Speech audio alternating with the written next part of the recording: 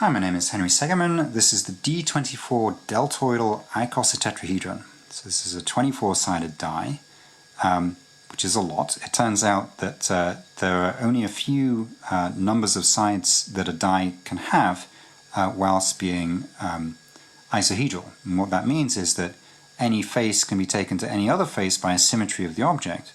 And so that means that it's a fair die, at least up to, there's differences in the manufacturing or how much material you remove from each face depending on what number you're going to put on it. But other than that, when you roll it, it should be fair.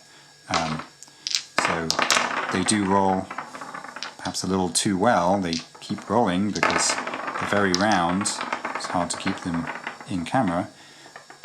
But eventually they stop and give you a number between 1 and 24. So let me explain the shape. So this is somehow a cross between a cube and an octahedron. So if you group these faces by 4s around this vertex here, you get 4 of them here, they form sort of like a square, and then 4 of them here form another square up top, and you build 6 square faces which should give you the cube. And so you see these edges here, these are sort of the edges coming from the cube. And if you group them by 3s instead, these 3 make a triangle, there's another triangle around here, there's another triangle. It turns out that you get 8 of these triangles which make up an octahedron. And so you get these other edges which are the edges from the octahedron.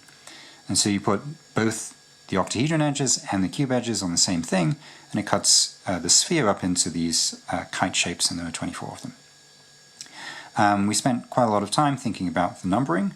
So it follows the usual rule that each number should be opposite the number which adds up to give one more than the number of faces. So 24 is opposite 1, so 24 plus 1 is 25. 10 is opposite 15, 10 plus 15 is 25. And then we try to balance it as well as possible. And so what does that mean? You don't want too many big numbers in the same sort of place.